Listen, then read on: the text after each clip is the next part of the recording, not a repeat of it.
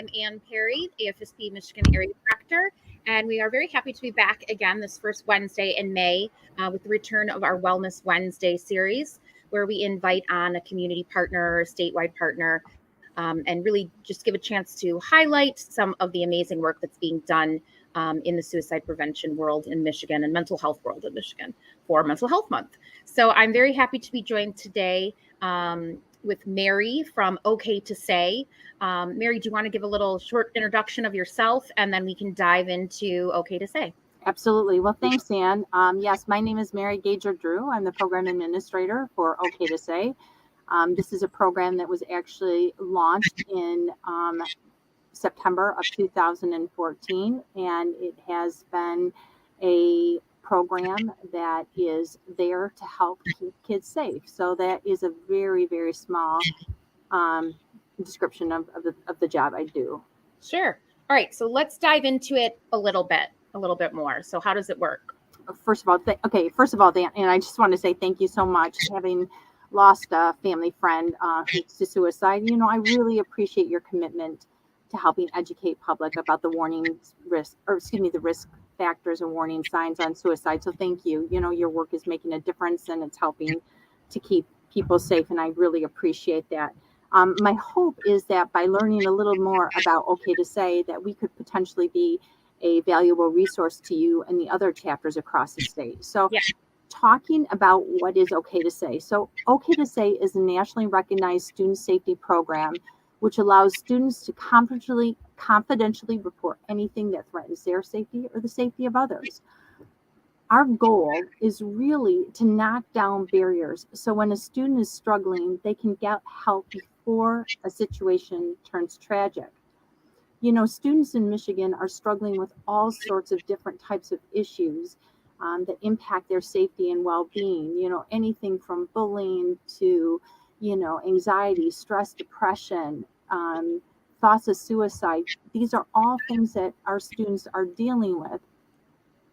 And when these things happen, most often students are likely to tell a friend, or a friend is maybe going to notice that a friend is struggling emotionally.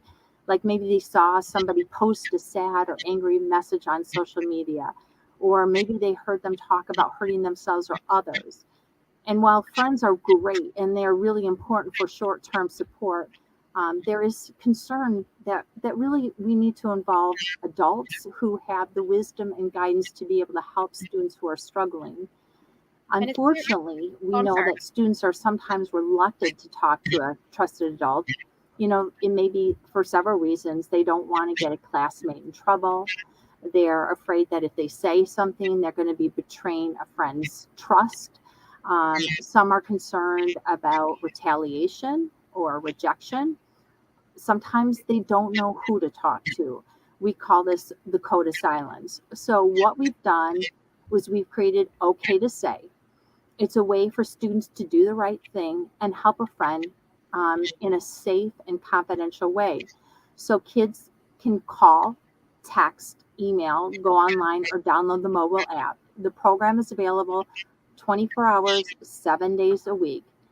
Anybody who can files a tip information will interact with an OKAY2SAY technician. These are professionals who are trained and skilled in assisting students get the help they need. Their job is really to get the key details, the who, the what, the where, the when. And once we have all of that key information, OKAY2SAY will take that information and pass it on to the appropriate agency that can help.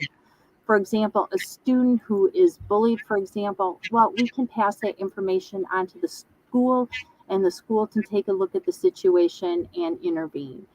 If we get a tip about a student talking about bringing a weapon to school, for example, then we'll contact the school and we'll contact local law enforcement, and it will be very quickly. The speed of the response really depends on the seriousness of the tip. Life safety is the first priority. So for example, if we had a threat of suicide, that is something that is absolutely life safety. So what's going to happen is OKAY2SAY is going to reach out to the school if the school is in session, and we can make sure that student is safe.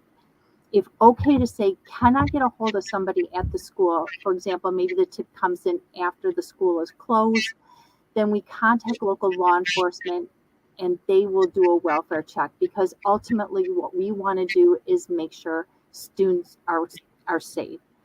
The program is working very, very well. We've actually received over 35,000 tips. Um, we have 30 different tip categories, but as you can see, suicide is actually our number one tip category, followed by bullying. We call the mental health, so anxiety, stress, depression, harassment, followed by drugs. Planned school attack tips are in our top five.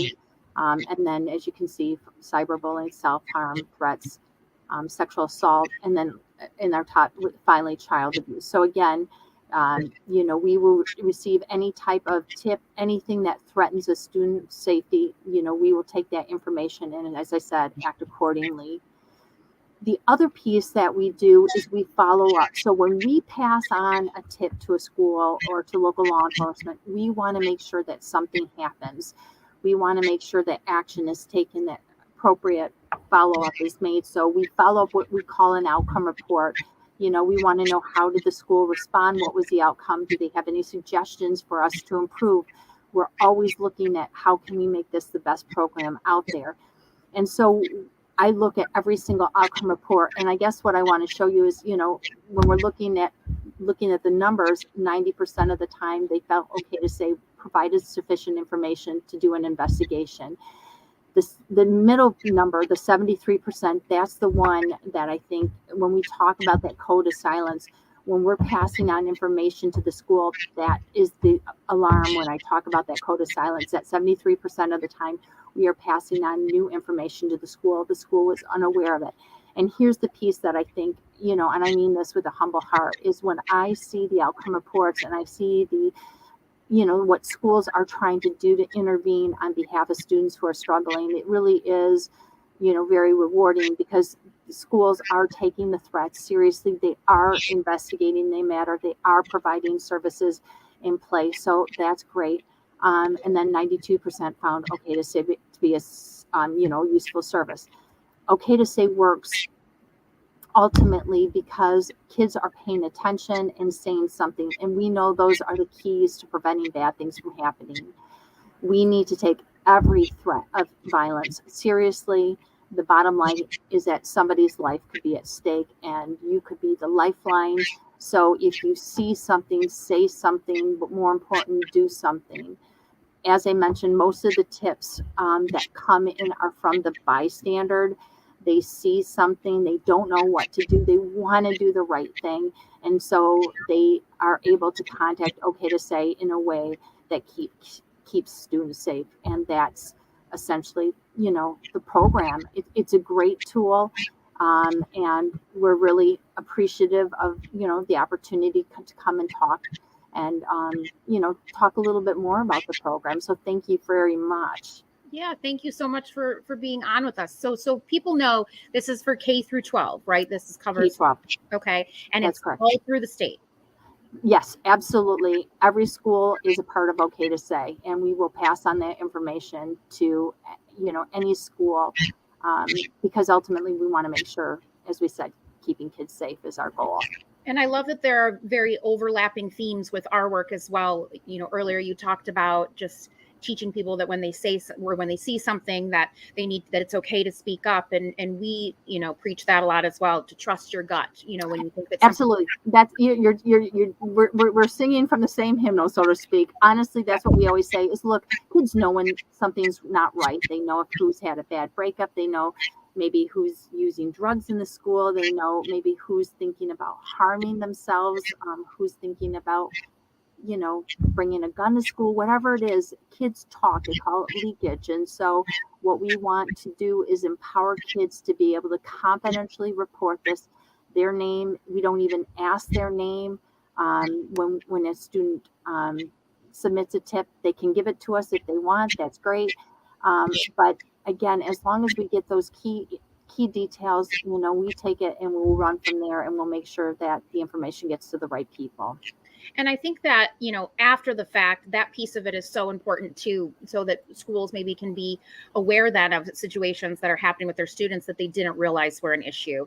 Right. And, and then that gives us an opportunity to bring in programming that we have at AFSP, that you have with OKAY2SAY, where they might not have thought to bring in that programming before. So then we can get, live in that prevention space rather than the postvention space. Absolutely. You bet. That's exactly it. So the more that we can work together, the better we will all be. Great. Well, thank you so much for being on, Mary. Thanks. It's been great, getting to know OKAY2SAY a little bit more. Do you want to tell people one more time where they can find out more information? Sure. The easiest way is just to go OKAY2, as in the digit say, SAY. So, again, kids can call, text, email, go online, or download the mobile app. But going to the website is probably the easiest. We've got lots of good resources, and so we definitely, appreciate, any opportunity to be of service. So thank you very much. Great. Thank you for helping us kick off our first Wellness Wednesday. And we will be back next Wednesday with Keisha from Caleb's Kids, which is a local group out of Detroit. Thanks, Mary. Thank you.